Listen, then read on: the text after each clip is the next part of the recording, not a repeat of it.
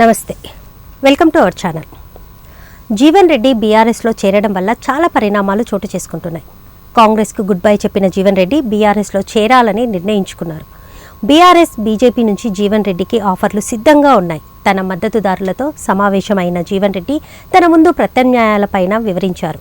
బీఆర్ఎస్లో చేరేందుకు డిసైడ్ అయ్యారు. ఈ సమయంలోనే ఒక కండిషన్ పైన చర్చ జరిగింది.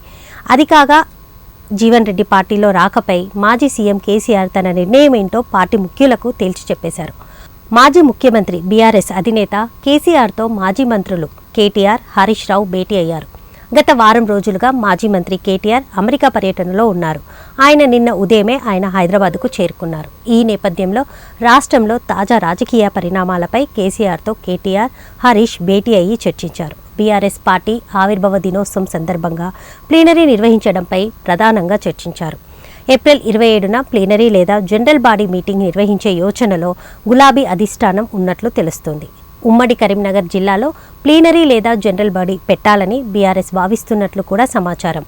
అదే సమయంలో కాంగ్రెస్ సీనియర్ నేత జగిత్యాల మాజీ ఎమ్మెల్యే జీవన్ రెడ్డి బీఆర్ఎస్ పార్టీలో చేరికపై కూడా చర్చించనున్నట్లు సమాచారం. జీవన్ రెడ్డిని మాజీ మంత్రి కేటీఆర్ కలవనున్నారు. జీవన్ రెడ్డిని బీఆర్ఎస్ పార్టీలోకి కేటీఆర్ స్వయంగా ఆహ్వానించాలని సూచించారు. ఆ తర్వాత కేసీఆర్తో జీవన్ రెడ్డి సమావేశం కానున్నారు.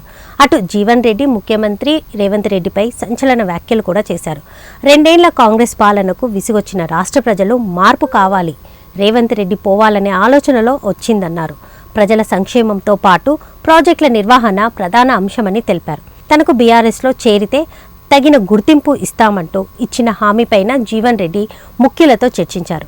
పార్టీ సభలో తనను కార్యకర్తల సమావేశంలో పార్టీలో చేరే విధంగా నిర్ణయం తీసుకోవాలని జీవన్ రెడ్డి ప్రతిపాదించారు. దీంతో రంగారెడ్డి లేదా కరీంనగర్ పార్టీ ప్లీనరీ ఏర్పాటు చేసి ఆ వేదిక మీద జీవన్ రెడ్డిని పార్టీలో చేర్చుకోవాలని నిర్ణయించినట్లు తెలుస్తుంది.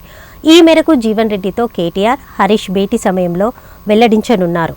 దీని ద్వారా జీవన్ రెడ్డి అధికారికంగా గులాబీ కండువా కప్పుకునేందుకు ముహూర్తం ఫిక్స్ అయింది.